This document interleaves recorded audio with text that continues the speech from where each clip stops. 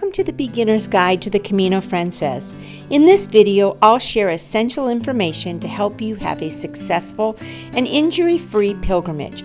We'll cover the basics, how to get to the trailhead, how long the walk typically takes, what it costs, where to stay, what to pack, and how to train. I'll address important questions about safety so that you can step onto the trail with confidence. So whether you're still dreaming about the Camino or have already been deep into planning, this guide is going to give you the foundation you need for the journey ahead.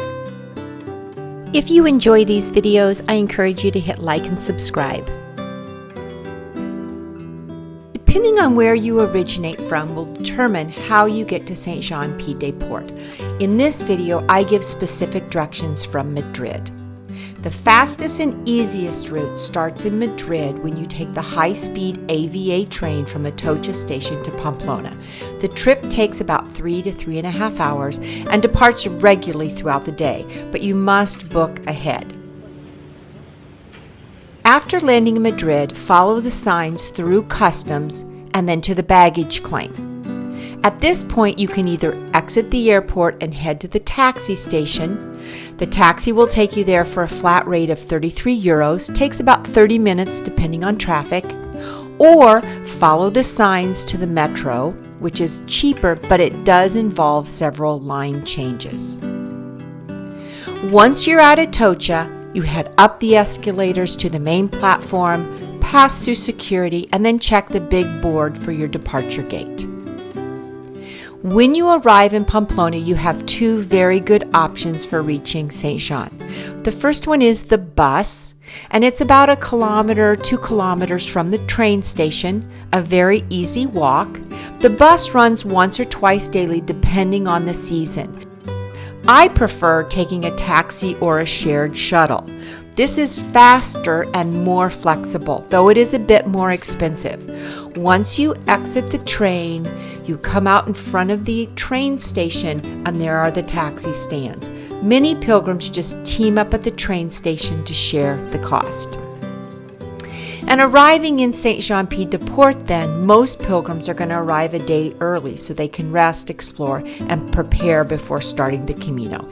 It's a great chance to wander the old town. You'll know exactly where to pick up your passport because there are signs, and you'll get your first stamp. Packing lists are one of the most frequently searched topics. Do you have boots versus trail runners? What about your backpack size, essential clothing layers, rain gear, whether to bring a sleeping bag or a sleeping liner? So if you follow the guidelines that I'm going to give you, it will help you decide what to put in your pack and what to leave home. So let's get started. Trail runners or low hiking type shoes are the most effective on the Camino Francés. My advice though is to do your research and do not skimp on the price because your shoes are either going to make or break the walk. And also buy a shoe with a Vibram sole due to parts of the Camino being rocky and steep. You'll also want to make sure that you get them at least a half a size to a size bigger because your feet will swell and the bigger size will accommodate this. You also want to have a second pair of lightweight after trail shoes. My go-to is Teva sandals because they also act as shower shoes. What about your backpack size? My recommendation is a backpack that is fitted to your body frame with support between 30 and 40 liters. Anything beyond this is really just extra weight. Socks, I'm a huge fan of Smart Wool, but whatever socks you buy, make sure they are designed for walking or running, wick away sweat, and fit the size of your feet. I'm also going to throw in here gaiters because they will keep the dirt and rocks out of your shoes and they are always in my bag for every hike. There are so many different brands to choose from, so select the one that works for you. Clothing. I have a full packing list in the description, so please check it out. I also am going to recommend some type of rain gear. Whether it is a rain suit or a rain poncho, it does not matter. Just make sure you're comfortable with it. I've used both and there are pros and cons both ways. All right, do you need a sleeping bag or a sleeping quilt? Well, that depends on the time of year. I always bring my quilt with me, which works excellent, especially in the shoulder seasons, because many of the albergues do not give you blankets.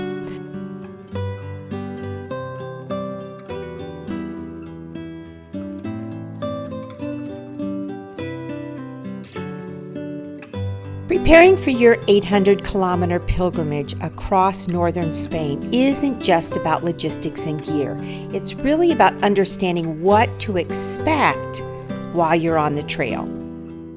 The Camino is often described in 3 stages: physical, mental, and spiritual.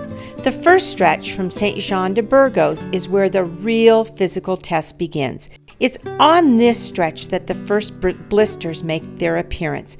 Your legs start to ache in places you didn't know existed, and your back joins the protest. It's as if your body is staging a small rebellion, urging you to stop before you've really begun. But if, during this stage, you can stay the course, you'll find yourself moving past the hardest part. Once you do, the Camino starts to reveal itself, not just as a long walk, but as the beginning of a transformative journey.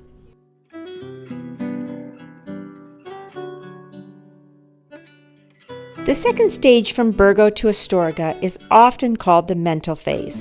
By now, your body has found its rhythm. Your feet, hips, and shoulders have adapted to the daily miles, and signs of physical strength and transformation are starting to show. But this is where the real mental challenge begins, on the Meseta. The lush forests, rolling hills, and green vineyards are behind you. Ahead lies a vast, open plateau of wheat fields and long stretches beside quiet roads. The scenery doesn't change much, and the monotony can test your resolve. During this stage, your mind may start to crave stimulation, wishing for more variety, more distraction. This is also the phase where friendships deepen and conversations stretch into hours, and many pilgrims realize just how cluttered their old lives were. The final stage from Astorga to Santiago is the spiritual phase. By this point, something remarkable happens. Your body and mind have fully fallen into line. No longer is it a battle between willpower and sore muscles. This stretch takes you past the Iron Cross, one of the most meaningful moments on the Camino. Here, many pilgrims lay down a stone or a token, something they've carried with them, both literally and figuratively.